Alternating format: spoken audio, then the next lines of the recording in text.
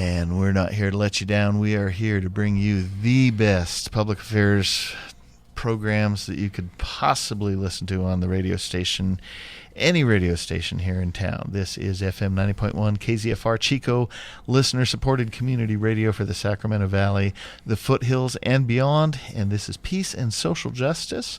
I'm your host, Pastor Jesse Kearns, coming at you at a time that usually Mercedes would be hosting the show, but she's sick today. We're wishing her the best and hoping that she gets better. But I have with me today, without a roof, Guillermo Mash, and we're going to be talking about violence towards our folks without a roof. Hey, Bill. Jesse, Pastor Jesse, thanks for having me on. I always like saying Pastor Jesse. I know, and it's neat because that's how I'm enlisted on the radio station and the hosts and things. I kind of like that. I've been to your church, and you preach a gospel that I'm familiar with when I grew up. So I really appreciate it. It's like going home. Thank you. But yeah, Jesse and I talked a little bit about this issue on many occasions. But we were just in the green room talking about it, and Pastor Jesse was saying how he was talking to some folks and it's really ratcheted up about, people talking about hate and violence against them. But, my point, and I'll turn it back to Jesse, but is my 7 years of doing this without a roof, it's impossible to spend any amount of time with the homeless community and not hear about and sometimes see the violence perpetrated against people that are poverty-stricken and without a roof. Right. And some of the most vulnerable people too. I mean, it's women. And that's something I typically right now I would be over doing a wound care clinic that the Chico Area Interfaith Council is teaming up with Health and Human Services over at Chico State. And what we do is we just provide a place where people can come in and get wounds bandaged up and soak their feet and such like that. But we also hear a lot of stories that some of these wounds that they are coming in with are inflicted by others who are doing violence towards them. And I am disturbed to hear not only that they're being victimized by other folks without a roof, people out on the street, but also they talk about folks who are just doing it for the fun of it. Yeah, boy, I don't know what kind of fun that is, huh? Yeah, no kidding. But I thought it was important because I've done journalism around this issue for 7 years. So I've put together a bunch of clips, Jesse, and most of them are short and to the point. But I thought it was really important not just to hear the violence against the homeless community, but to hear from people within the community and outside the community, giving us some wisdom. So I start with Bob Woods, a 92-year-old community activist, at his Saturday Farmers Market table where he registers voters. And he's got just a beautiful way. If you've ever met Bob Woods, you need to do it because the man is one of the most beautiful people I've met. But then we transitioned to Billy Abernathy, a chronically homeless alcoholic who was struck and killed on Esplanade several years ago. We got two clips of Billy. Remember you remember that? Yeah. I have two clips of Billy I'm going to play right now, Jesse. And one of the posts as after he was attacked by some kids that left him with a brutal head injury. Right. And then he follows up by, how he was set on fire while sleeping. So with no further ado here on People Power Radio. So tell me about hate, Bob. Well, give it up. It's just a word that kind of is a vindictive word, and I would just use any other word, dislike or something like that, or stronger, but not hate, because I think that's kind of responsible for a lot of the tough things that happen in the world is this hate thing. Religion, all that kind of stuff. What I've found is usually if you get to know someone, you might find something you dislike about them, but there's many more things that you like about them. So if you focus on the things that you like about them, that stuff that you dislike tends to go away. That's exactly right. Is that right? Exactly right, sure. Yesterday I had 18 stitches taken out of my staples. Whoa! Wow, that hurts, dude. It'll be 3 weeks ago Thursday. I got smashed in the head by somebody. Who? Another homeless person? Can't tell. I don't know because they came from behind me. Down here? No, it was on the Esplanade because I was hungry and I wanted to get something to eat. Yeah. And I had some money on me, right? So they took your money, so it was a robbery? No. just some smart-ass kids. And It's always kids. I told them I'd kick all their asses, which I could have. So here's the deal. I bet you didn't call the But police, then did you? I walked away, and I was just looking, all of a sudden, wham, from behind, I felt a smash to the head. And then after that, I don't know. So was there a police report on it, or? No. See, that's the deal I'm trying to make people understand. Homeless No. don't report crimes. No. Usually. That's true, usually. I I didn't mean, if some report. guy's dying, we're going to call 911. No, I understand that. You had one last thing to say. What would it be? Believe in God because He believes in you. Amen to that, man. And that's all I can say. Because He does. Praise God. Some people out there aren't very nice. What happened to you, They- Billy? What happened 10 years ago? I was laying down by Lindo Channel and minding my own business, and covered up, just taking a nap. Next thing I know, I'm on fire. Did someone do this to you? Yeah. How do you know that? Did someone see it? What? Well, because I know I didn't do it to myself. Got it. It's just that I was on fire. The sleeping bag that I was in was sticking to my legs, and I'm trying to rip it off. And thank God, because my nephew drove by and saw me trying to rip everything off, and he called the ambulance. Well, this side here was burned from here down, and it burned this leg here all the way around. Yeah, I can see it. And then I'm burned from my knees up to my butt. This was the hardest part when they took off the bandages Oh, on your thighs. you never know how painful it was. This is difficult to listen to, Bill. You know, it was difficult to witness as well. Those clips you just heard were 5 years ago. But the thing that's really distressing, Jesse, and you mentioned it, we mentioned it at the top, this is just the tip of the iceberg. Right. And you don't hear about this in the news. No. You know, you don't read about this in the paper. You don't see it on Action News or anything like that. But yet you hear so many stories of people being victims of violence. Yeah, and I think the best thing you can do, and you're going to get a little bit for these clips here, listeners, listeners just joining, Guillermo Mash joining Pastor Jesse here on the Peace and Social Justice Show, is just to reach out and befriend folks that are down and out, you know, that need a little bit of help, and show them some kindness and get to know them. And once you get to know them, you know, you start to understand they're just like you and I. And to that effect, I've got 3 more clips coming up. One is with Kathy Way, who was chronically in and out of housing. She was struck, horrible accident, early 20s, left her disabled. But I have a little short clip of her talking about how people have stigmatized her over the years. And then we transitioned to another lady that I knew on the street. Most of these clips are from 4 or 5 years ago, but she was a suicidal homeless woman in her early 50s. And she talks about an ER letter, the vicious ER letters that you can sometimes see. And then we follow with a disabled woman with a view of life and violence and bigotry on the street. Okay. You're on People Powered Radio. You may make judgments,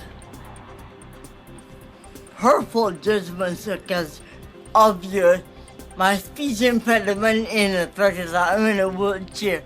They are retarded or stupid, but I am not. In the article, in the paper, to say that they can go somewhere else. Homeless is worldwide. Period. Yeah, I think part of the thing is she was trying to say that Chico is the magnet and everyone's coming here for free food and a place to stay. Exactly. Which is Exactly. ridiculous because the tourist shelter's never been full in their entire existence. Right. And Exactly. It's not the place to come. It's not what it's about. They're not out here. They don't know the circumstances to each and every one of us. They just don't. Whoever wrote that article, personally, I don't know how they can really sleep with themselves. That was pretty, I mean, we're all the human race. That was pretty low. You think you know a lot about people until you sit here and you watch them. being out on the streets, you really see the true hearts of the public. When you sit on the ground, when you humble yourself to ask people for money for your next meal, or the worst is digging in the garbage cans. I hate dumpster diving when there's people around me looking. It makes me feel like I'm doing something wrong because they turn their noses up at you. But, people are really wasteful, for one. For two, if I haven't eaten in 3 or 4 days, I'm going to go look in that dumpster or that garbage can. If my clothes have been stolen, I got to go look in that dumpster or that garbage can because I don't have money to buy things. I'd rather not steal from the stores. And that's my options. Dumpsters and garbage cans. How do you turn negatives into positives? You made a lot of nice comments about being as upbeat as you can be. How do you do that? What's up? With all the bad stuff that's happened to me in my life, I've had to learn how to take every negative and find the positive in it because it'll kill me otherwise. For example, I was raped because there was another girl out there that it might have happened to who would have been suicidal. Or I was on my way to get hit by a car. There are bigger, badder reasons why bad things happen to me, and to dig deep inside and find those negative things and eke them out and put them into a positive helps me get through my day, makes me wake up when I do sleep, and it helps me make other people smile because that's all I want to do in life. What one thing do we need to know right here, right now? People need to stop looking through us and look at us. Plain and simple. Look us in the eyes. Another difficult set of clips there. Actually, I had a real hard time with that last one when I was editing this up, pulling the audio out. Her name, that last interview, street name was Stormy Nights, and she really used that as a way to kind of, tell people about what her experiences were. But the beauty sometimes of the work I did, Jesse, on the streets is she came from Sacramento, and she had significant heart issues, breathing issues. I mean, she literally was fully disabled because of her disability. And people came together and, these street angels behind the scenes. And I actually, and brought her back to Sacramento. It was the most fascinating thing is I was down in the plaza and I saw her about a week after that interview, and I came up and she was getting in a car, and I recognized the person in the car, not someone I knew really well, but we kind of met eyes. We had eye contact, and she said, "Yeah, we're gonna bring her back to Sacramento so that she can get some help because she had some, like a lot of times what happens, people come because they think they've heard they can get this or that, And she came to Chico, and she was like, I got to get the hell out of here. Yeah, it wasn't working out. That myth that everybody comes here to because we provide so many services. I just hear that over and over again by people who are so hostile towards those with that riff. It's a corner case. I mean, sometimes that happens, but the best corner case I got for you, Jesse, is the youngest person I saw that was staying in the Sabbath house. It was about 5 or 6 years ago, and this little girl was only 3 months old, and her family and grandmother came to the Sabbath house to get that kid off the streets in Sacramento.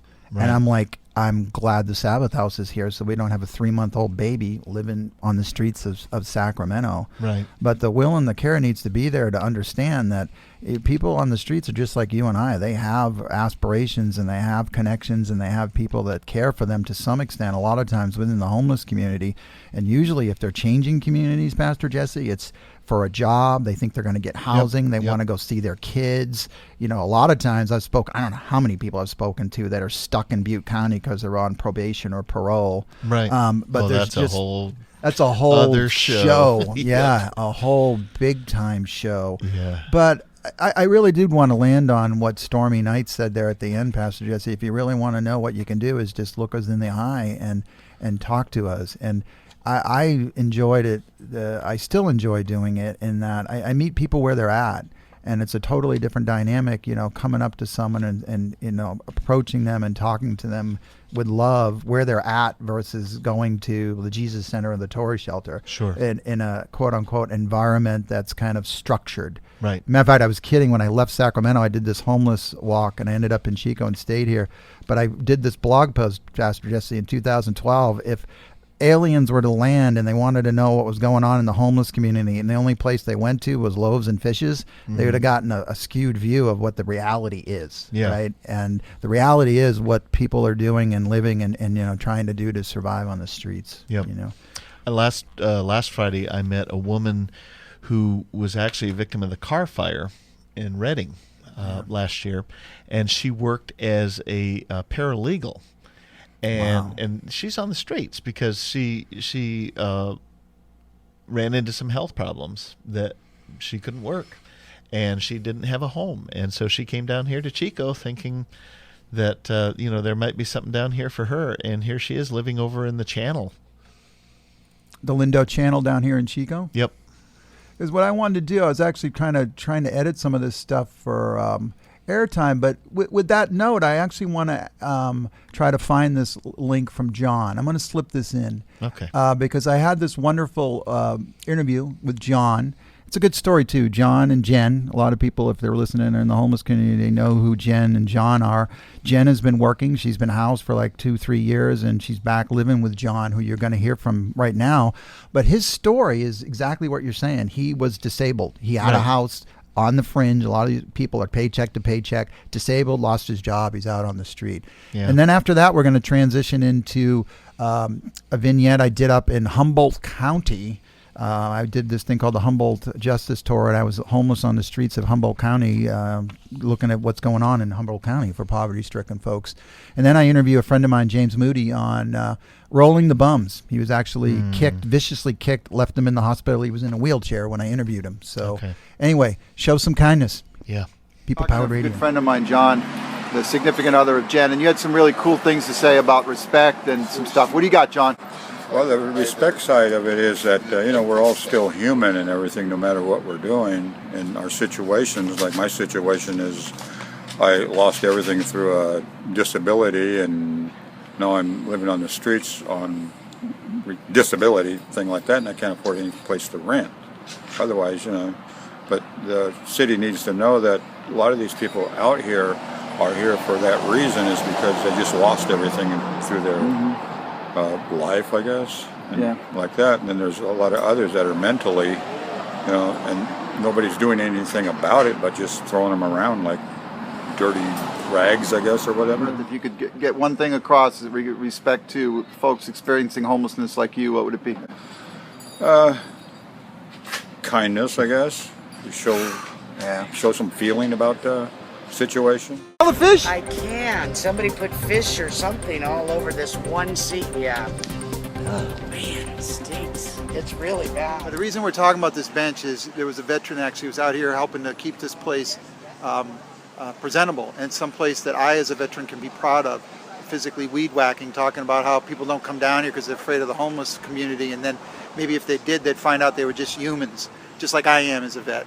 And I'm very upset that somebody thought it was funny to take the only bench that's left that was physically donated and built by a veteran in support and honor of this Veterans Grove, and they stuck fish all over it to kind of send the message to, we want these people here out of town. There's a tremendous amount of good in Garberville. There's some wonderful, wonderful people, including the homeless community, but there are these rogue people that go around and perpetuate hate and fear and anger. And we need to start standing up to these people. We need to not stand up in anger and hate or with violence, but to be peaceful and say, we've had enough. And me as a vet, I've had enough. Doesn't feel good to be kicked in the side? No, doesn't feel good. It's not a very good, pleasant feeling to be kicked in the side. Did you see who did it? Any ideas? No, I have no idea. Dude, I'm so unhappy that happened to you. And it looks like they kick you in the leg, too. You ended up in a wheelchair? What? No, I think this is all connected. Oh, from the rib down. Where were you at when you got kicked? Over here at the church. In front of a church, a man is kicked. Bum rolling. People go out there and they roll the bums. Mm-hmm. This guy said, I'll get paid $20 to kick your ass. Is that what he said to you? Not this guy. Another guy? Another guy. Recently? Yeah. Wow. I get paid $20 to kick your ass.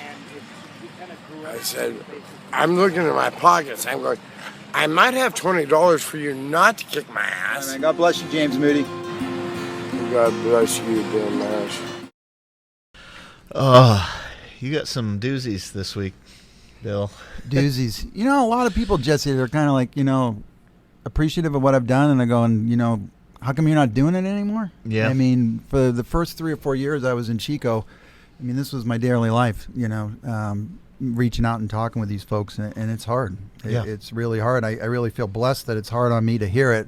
Yeah. But I can imagine being the one that's suffering through it, Yep. Some other, insights I could share, other than clips. Denise Dahl, they called her Double D. I did this interview with her once in her homeless camp down by the channel. But she was on probation parole, Jesse. And they literally, if you're on probation parole, you can't have a knife, you can't have a gun, you can't have mace, you can't have any kind of protection. Anything to protect which yourself. is ridiculous Yep. because she's a woman living homeless in the channel. So she's going to get preyed upon. But she had a sock full of rocks for protection. And she showed it to me, and she was kind of whirling it around in her camp and stuff. And probably one of the most poignant things was a gentleman called Loe Morales. He was a 96-year-old homeless person living 96. We could do a whole show grief. on him. He ended up leaving Reno because he thought he could reconnect with a son. And I saw him back in Chico like 3 weeks later with like this brutal bruise on his face, man. And I'm like, Arturo, welcome back to Chico. What happened? And he said he was from Mexico. He says he was brutally beaten and robbed of his walker while he was homeless in Reno. Good grief. So he got his butt back on a bus and came to Chico. But there's just so much intolerance, Jesse. When Safe Space had started, it was their very first time they actually had a public meeting to talk about Safe Space. First time. Yeah. And I was there, and somebody, won't mention names, she says to me, she goes, Arturo's back in town, huh? And I'm like, yeah. Why? She says, I know why he's back here. I said, why? Because we keep feeding him. I swear to God, this is what this lady said to me before the meeting. And of course, I don't know. I pushed back on her. But, if it comes to the point of, we think we can push people out of our farming community by starving them to death, you just kind of know we're on a twisted path. Really, no kidding. Yeah. Any other comments, Jesse? This just backs up what I was experiencing last Friday because we heard so many stories. Christina and I were out kind of on the channel rounding some folks up to come to just tell them about the wound clinic. And it's interesting how willing people are to tell their stories, and it's sad to hear them, of course. But yeah, we definitely have some issues that need to be addressed as far as violence towards homeless go. Yeah, the most uplifting thing about what I did was giving folks that are poverty-stricken a voice. And as you heard in some of the clips, they just want to be recognized. They want people to know that they're there and that they're physically, part of the community. And by doing these interviews, Jesse, over the years, it was really uplifting. And the way I produced nearly all my clips was my primary audience was the person that I interviewed. Sure. Yeah. I wanted to make sure that I was truthful to their message and got, the experiences of what they're seeing out there. And, I don't know, try to educate a little bit. But the best quote I ever heard, Pastor Jesse, about, why people are homeless is this one. So the next time someone tells you people are homeless by choice, ask them why only poor people make that choice. Yep, exactly. Right? It's bulletproof. It's Yep. bulletproof. I've been trying to break that one now for, for 5 or 6 years. But if you're listening to this, I would really take Stormy Knight's advice and take it, maybe take the whole bottle and spend less time on these Facebook groups trying to convince, haters and people that are just trolling and talking BS about people that are homeless, and just go out and help people. It's healthier. Yeah. Actually helping people in a moment of crisis, or actually giving them an ear or giving them some food. It lifts you up. And that would be my advice to folks. And, I think most people in Chico probably see a homeless person or people that they know and they see on a regular basis. Just stop by, at some point and say hi. Or at least, like Stormy Knight said, when you walk by them, at least look them in the eye so that they know that you know that they're there. Right. Yep. Now, I want to end on a real cool positive note in that wonderful gentleman, he's getting married today. He might be married as we speak. His name was Rob Vitale. And we had asked him to put together a rap clip around what he was experiencing on the street. I met this gentleman flying a sign, Mangrove, Christmas Eve, and I wish I had enough time to play that whole interview because this guy was just amazing. But the poem is called Voice of the People, or rap poem, and it's just rocking. Right. And then the last one is one I know you'll like, Pastor Jesse, because Billy Abernathy, who we heard 2 other clips from, he called me aside and he wanted me to record this poem, which I did, and before and after, and he was crying. Actually, I cried a little bit with him. But it meant so much to Billy and his family that when he died, they played this video at his funeral, his memorial. So anyway, be kind, be present, be you, and if you have a roof, be grateful. Yep. Thank you, Bill, for being on the show. I appreciate it. And what I tell my folks is do justice, love mercy, and walk humbly. Amen to that. Voice for the People. It starts with a short introduction, just explaining the song and talking, and then it goes into the verse, like further explaining it. Because, it's Vital Impulse. And these are people without homes, enjoying life. I was one myself. Some people choose this lifestyle and others are forced into it. There's good and bad people in all walks of life. But don't judge a book by its cover. We need a real change. It's absurd. People pushing others down just because they don't have a roof over their heads. Man, be grateful for what you have and stop looking down on others for what they don't. Because one day, that might just be you. Look, I'm the voice of the people, for you and the ones without a choice to be equal. I crush evil, I'm doing this for the underdogs, pushed down, dead broke, hiding out from thunderstorms. They always point the finger, people try to blame you, but understand I was walking in the same shoes. I've gas jugged, held signs for money, held my thumb out and hitchhiked around the country. I've been kicked out just for holding signs stating that I need a job cause I want to work for mine. But people like that don't know what it's like for people like us that really want something from life. It's hardship when you ain't got nothing to start with. They say, get a job, bum, go work at Target. I reply with my fist up. I try to be patient, but I already filled out the applications. Wait, let me check my cell, still no missed calls. Now they want to act like it's my fault, I'm pissed off. I'm sick of people trying to act like we don't got it rough. Ignorant citizens probably never had to live like us. I done had enough, but I ain't here to call you out. I just want to educate and show them all what we're about. They need to see our face, raise your voice, make it loud. We all at the bottom just reaching up into the clouds. So what's different? The answer is the system. At one point the whole nation fell into the schism, but one day, just wait, everything could change. It all starts with a little spark in your brain. I just don't get why they're so judgmental. I work for my worth and speak deep with my pencil. Without a roof, we got good people too. Break it down for what it is. The real problem is you. Vital. Whoa!